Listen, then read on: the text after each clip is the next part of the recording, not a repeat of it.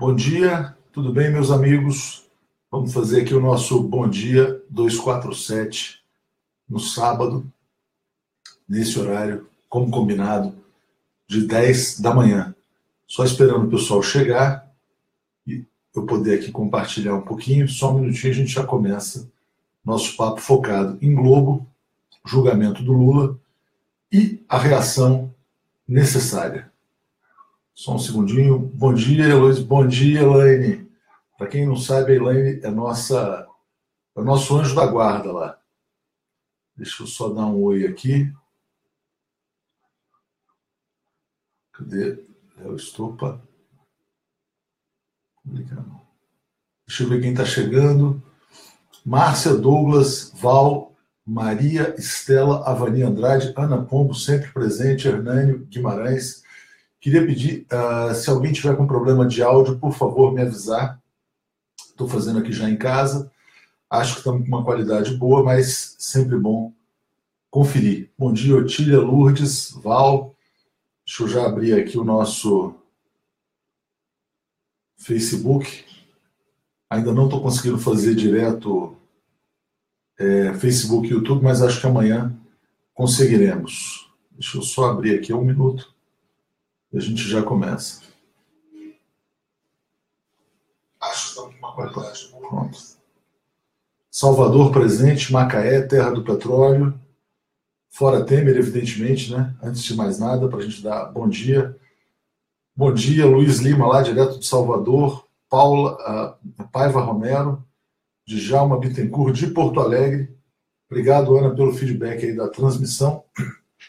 Queria já começar perguntando a vocês, né, fora quem mora em Porto Alegre, evidentemente, quem pretende ir a Porto Alegre no dia 24 de janeiro? Estou vendo aqui Rosicler de São Paulo, que eu acho que essa questão de Porto Alegre vai ser o eixo central da nossa conversa. Bom, a Itaú de Minas presente aqui. Opa, desde Madrid. Madrid eu acho que é a primeira vez que aparece, viu, Tiago Guimarães? Já apareceram vários países aqui. Portugal aparece muito, já apareceu França, Inglaterra, bastante frequente, Estados Unidos também, mas Madrid é a primeira vez que eu observo. Juiz de Fora, Léo Estopa muito pessimista.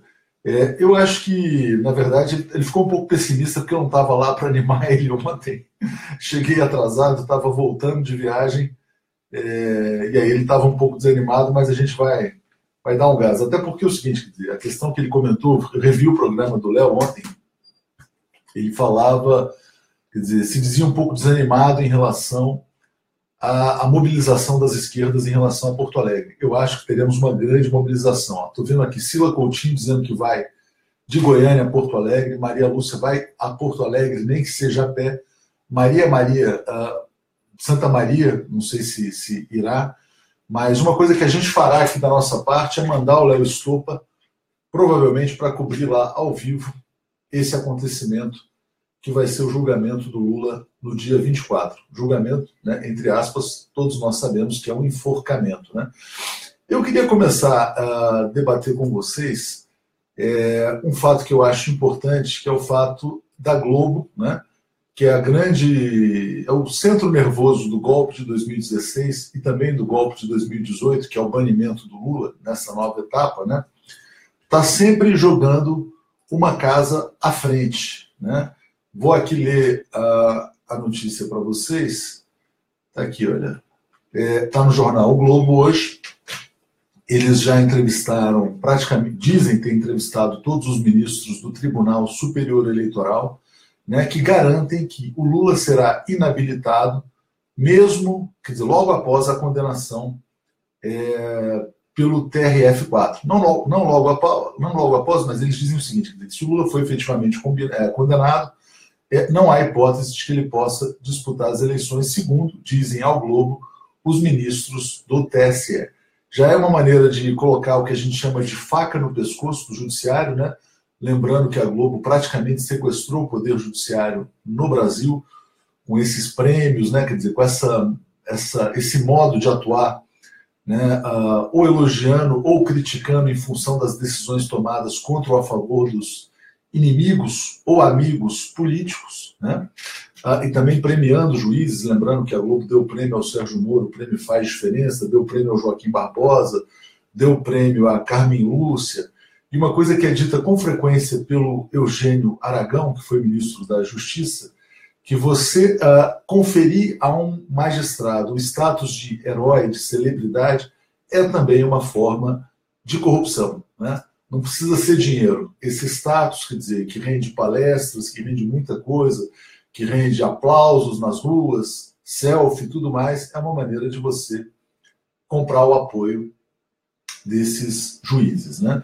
Então, a Globo já está aqui botando pressão no Poder Judiciário, já no Tribunal Superior Eleitoral, e a gente afirma o seguinte, olha, na guerra entre a Globo e o povo brasileiro, que hoje elegeria Lula presidente da República, mas pode ter seus direitos cassados por um império midiático construído na ditadura, as pressões já chegam ao TSE. Em reportagem deste sábado, do jornal o Globo, os ministros teriam garantido a publicação da família Marinho que Lula estará inelegível após a condenação no TRF4, prevista para ocorrer no dia 24 de janeiro. Né? Então, a questão é o seguinte, como garantir a candidatura Lula se o jogo já está todo dominado? Né? E aqui quem já me dá a resposta é a Otília Fontoura de Moura. Gostei de ver a foto aqui com o chapeuzinho de Papai Noel. A resposta é pressão. A Globo golpista vai ver em Porto Alegre. A única coisa que assusta esse povo, esse juiz, o que seja, é o chamado povo na rua. Né? Então, eu acredito que, assim, quer dizer, para que isso tenha alguma possibilidade de reverter esse cenário trágico para o Brasil, eu acho que são necessárias ali 500 mil pessoas em Porto Alegre, pelo menos, para garantir não só os direitos do Lula, mas a própria democracia no Brasil. Vou ler para vocês aqui uma matéria do Correio do Povo, que é um dos principais jornais de Porto Alegre, que a gente vai reproduzir logo mais. Está dizendo o seguinte, olha, contra julgamento de Lula, MST acampará em Porto Alegre durante todo o mês de janeiro. O ato foi decidido logo após o julgamento ter sido marcado. Ou seja, o MST já está se mobilizando para garantir uma das maiores mobilizações de sua história. Diz aqui Cedenir de Oliveira, que é o dirigente do MST no Rio Grande do Sul, ele fala, a nossa militância, tendo consciência da gravidade da luta política do próximo período, decidiu que ocupará Porto Alegre para defender que eleição sem Lula é uma fraude. Então, parabéns ao MST, aguarda-se aí a posição da CUT, das outras centrais sindicais, não só a CUT, mas também Força Sindical, o GT, né, para que possam, de alguma maneira, levar seus militantes a Porto Alegre. E também, evidentemente, a ação individual de cada cidadão brasileiro. Djalma Bittencourt, não sei se é gaúcho, me fala que Correio do Povo é lixo, né, mas, de qualquer maneira, é uma notícia importante, porque trata da decisão tomada pelo MST. Mas vamos buscar na fonte original, que é o próprio MST, para ver como é que eles estão colocando essa questão da ocupação de Porto Alegre. A Marta Brum aqui coloca a hashtag Ocupa Porto Alegre.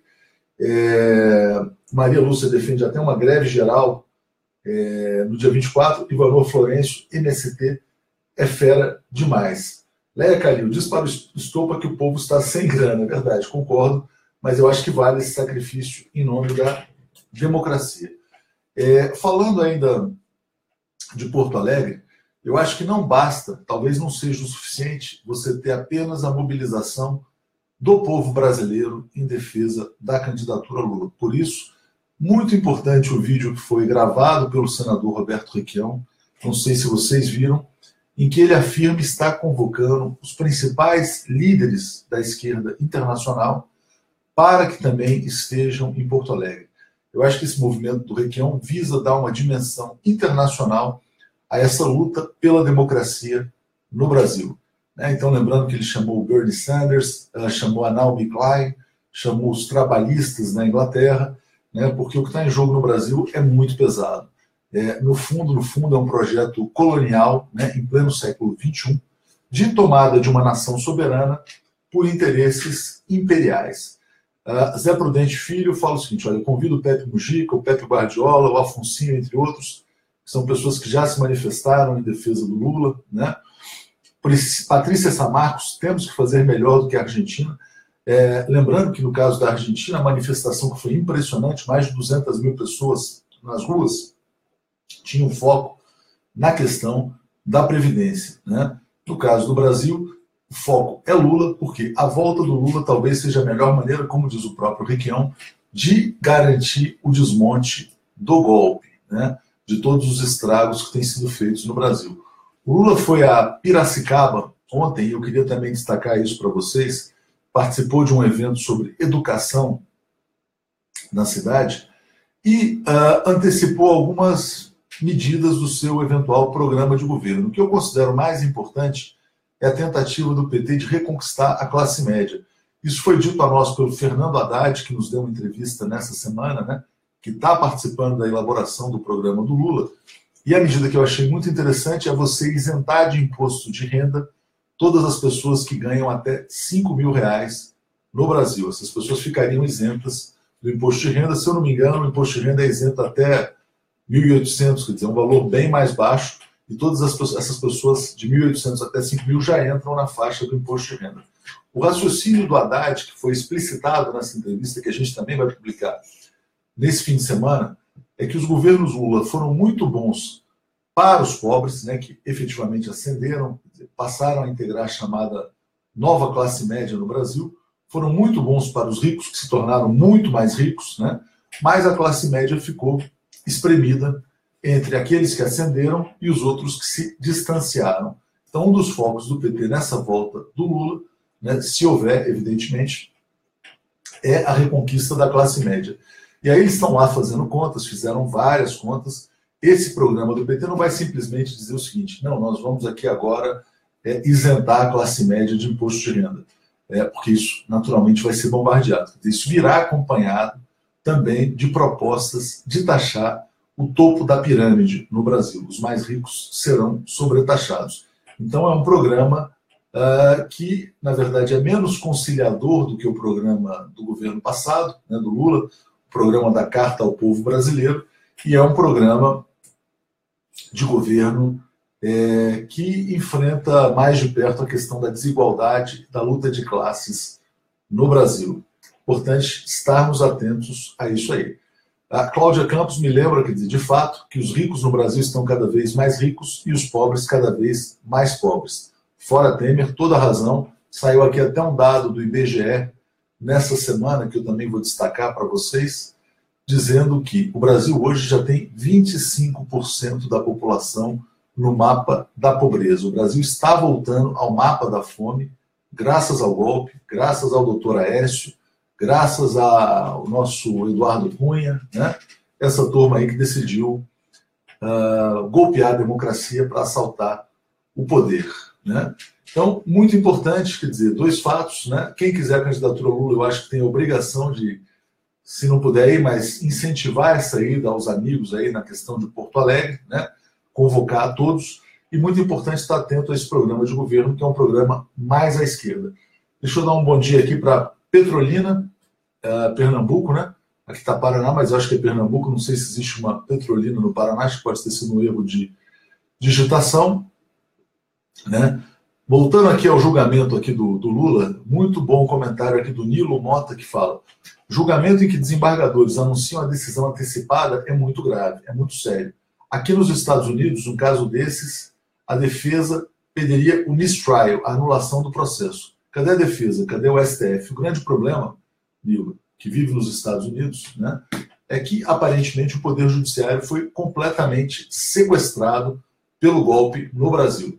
Eu vou ler aqui o que disse o Carlos Eduardo Thompson Flores, que é o presidente do TRF4, que já havia dito, já havia se antecipado, invadido, né, a própria competência dos desembargadores e dito que a sentença condenatória do Lula era muito bem elaborada, né?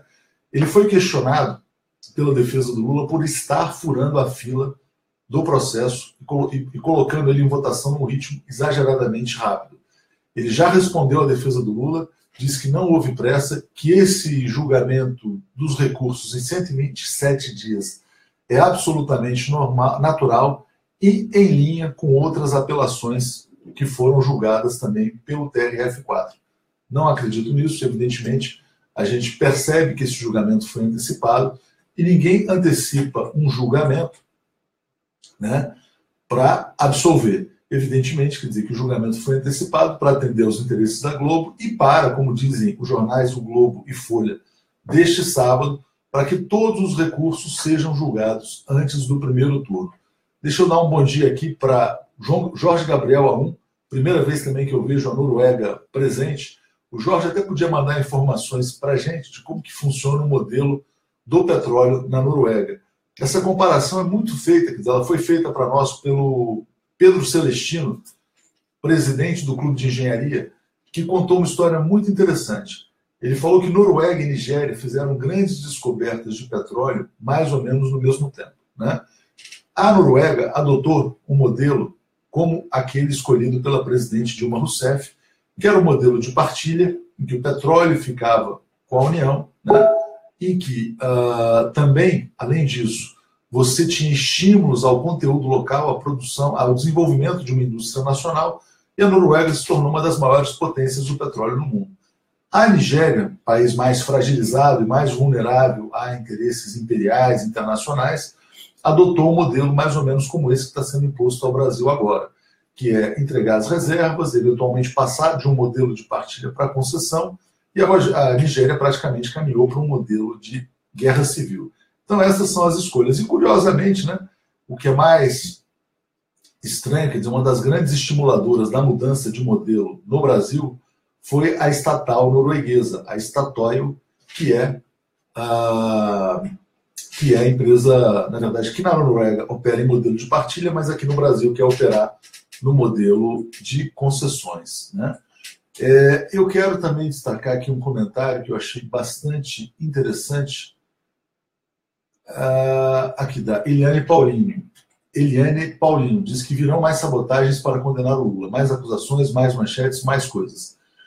Tenho um pressentimento, os juízes não vão deixar barato. Eu tenho praticamente certeza de que o judiciário está praticamente todo sequestrado pelos interesses da Globo e não se pode esperar absolutamente nada do Poder Judiciário. Por isso a importância de que as pessoas ocupem Porto Alegre e também, né, a importância desse apoio internacional das forças progressistas e democráticas ao Brasil.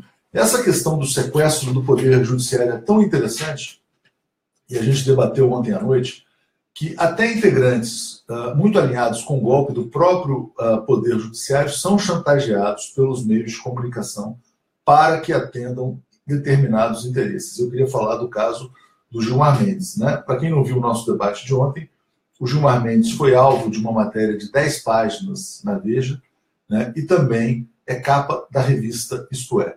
Ele é acusado na Veja de ter relações espúrias com a JBS, de receber patrocínios do Joesley Batista, e na Isto É, ele é acusado de ter vendido de uma maneira heterodoxa, para dizer o mínimo, uma faculdade privada para o governo estadual.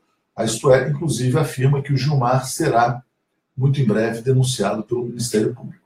Essas duas matérias, no meu entendimento, são uma forma de chantagem. Para que elas são feitas? Basicamente para que o Gilmar mude o seu entendimento sobre prisão em segunda instância.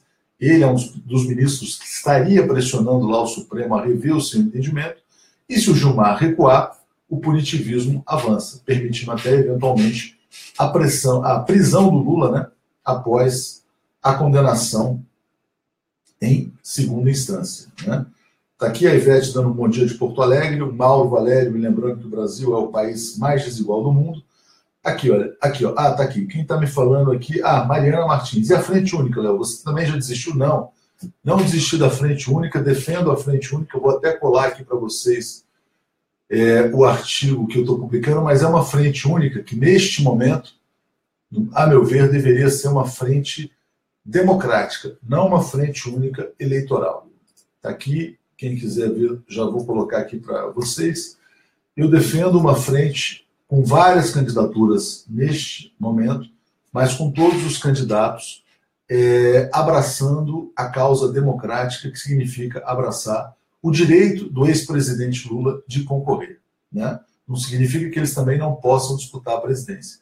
Aliás, eu queria também colar, por falar em frente ampla, foi publicado um editorial do PCdoB, do Portal Vermelho, que defende a construção da Frente Ampla com unidade popular, o que não significa também abolir as candidaturas, seja da Manuela, seja do Boulos, seja do Ciro, né? Então, essa é a minha posição. Quem quiser ver, está ali, está detalhada. Acho que é importante que a gente tenha mais candidaturas, né, mas todas comprometidas com essa questão democrática que hoje passa pelo Lula. Voltando a falar do judiciário, uma coisa que me intriga bastante é o seguinte, quer dizer, o Moro, como juiz que se tornou símbolo dessa caçada ao Lula, evidentemente ele ganhou muitos benefícios, ele teve muito protagonismo, virou um palestrante, virou um super-herói, é uma figura conhecida praticamente por todos os brasileiros hoje, né? Então ele teve o prêmio concedido por essa parceria judiciário-meios de comunicação. O que realmente me intriga no Brasil de hoje é a questão dos 3 juízes lá de Porto Alegre, porque eles não têm absolutamente nada a ganhar. Eles vão lá condenar o Lula, já se sabe que vão votar pela condenação do Lula, mas o que vai ser escrito sobre eles, né, pelos livros de história? Quem serão esses 3 juízes daqui a 50, 100, 200 anos, né? Serão aqueles que terão enforcado o maior líder popular da história do Brasil. E eles, evidentemente, não terão nem 1/100º do estrelato que foi garantido aos meios de comunicação, pelos meios de comunicação, ao Sérgio Moro, né? Então eu fico vendo, olha, está aqui, olha, Valdemir Tamir, quer dizer, ele fala que o Moro é o popstar da Globo Lixo, os outros não serão popstars, né? Então é realmente intrigante o que move essas pessoas nesse momento, né? Lembrando que eles poderiam, na verdade, abraçar os juramentos que fizeram, as próprias profissões e tudo mais. A Eliana Costa me fala, o golpe no Brasil foi dado por legislação, judiciário, para golpe que pretendia eleger a direita para a presidência. São bandidos criminosos togados na visão dela. E a Elis Guzmão defende que as pessoas possam ir à Paulista antes do dia 24. Eu acho, Elis, quer dizer, que o Marco Zero realmente vai ser Porto Alegre. Eu não vejo possibilidade de que se organize uma mega manifestação antes do dia 24, mas acho que se esse dia for marcante, com 500 mil pessoas nas ruas, dificilmente ele poderá ser ignorado pelos meios de comunicação. Mesmo que o Lula seja condenado, a voz do povo não poderá ser silenciada, porque hoje a gente não vive só sob o domínio de Globo e desses meios golpistas, vamos dizer assim, né? Só que tem um problema. Se o Lula for condenado, eu estava batendo um papo ontem com um jornalista amigo meu, chamado Herbert Xavier, ele disse um ponto com o qual eu concordo. Eu acho que 2, 3 dias após a condenação, o Datafolha já vai começar a soltar pesquisas para presidente sem o Lula como candidato. Isso vai ser feito pelo Datafolha, vai ser feito pelo Ibope. Com que objetivo? Com a intenção de naturalizar a ausência do Lula das eleições de 2018. Ou seja, todos os institutos de pesquisa ligados aos meios de comunicação, alinhados ao golpe, farão suas pesquisas considerando o Lula como uma ausência, uma inexistência. E aí as pessoas vão ficar gritando na internet, nas redes sociais, talvez a Vox Populi faça uma pesquisa com Lula, né? Mas o cenário que será trabalhado pelos meios de comunicação será um cenário sem Lula. Lembrando também que logo após a eventual exclusão do Lula, todas as baterias se voltarão contra o Bolsonaro, né? Hoje tem uma notícia na época de que o filho dele, o Eduardo Bolsonaro, já está sendo investigado por ameaça de morte a uma militante do PSC. Imagino que seja a Patrícia Leles, se não me engano foi ex-namorada dele, né? Então eu acho que é isso, quer dizer, eu acho que assim, quer dizer, o que garante a candidatura do Lula, e não é garante, né, porque ninguém tem garantia de nada no Brasil de hoje, mas o que pode fortalecê-la e impedir que ela seja caçada pelos 3 irmãos que controlam a Globo, né, que estão subordinados a interesses internacionais, é a presença de vocês lá em Porto Alegre, quando haverá o julgamento. Estou vendo aqui a Maria Lúcia dizendo o seguinte: não deixe seu ódio ser maior que seu caráter. Condenar sem prova, condenar um projeto e não um crime, aprendam que é democracia. Se querem governar, ganhem as eleições. Não venham com impeachments e triplex, golpistas de merda. Somos pacíficos, mas não somos otários. Ocupa Porto Alegre. Eleição sem Lula é fraude. Vou fixar esse comentário aqui no topo. Acho que esse comentário aqui realmente resume o sentimento da grande maioria do povo brasileiro. Importante que vocês saibam, o que está em curso no Brasil não é uma guerra PT, PSDB, direita, esquerda, nem nada. É uma guerra Globo versus povo brasileiro. É a Globo como um instrumento de destruição do Brasil-nação. É a Globo como destruição do Brasil soberano. É a Globo destruir o maior líder popular para que o Brasil possa continuar sendo tomado por interesses, né, do capital financeiro, interesses da indústria internacional do petróleo e possa continuar sendo dilapidado. Então é muito importante que as pessoas tenham essa consciência, porque é a consciência política do povo brasileiro que permitirá mudar essa situação. Se não agora, em 2018, daqui a 5, 10, 20, 50 anos, mas é inevitável, porque esse estado de opressão, né, por um grupo midiático, forjado numa ditadura militar em pleno século XXI, num país das dimensões do Brasil, é insustentável. Então, eu queria dar um bom dia a todos vocês. Sábado de muito sol aqui em São Paulo. Peço que todos vocês aproveitem. Eu sempre faço um apelo para que vocês não tomem cervejas golpistas. Bom dia e até amanhã, 10 horas. Se tiver qualquer coisa extraordinária, voltaremos aqui. Bom dia a todos. Beijão para todo mundo.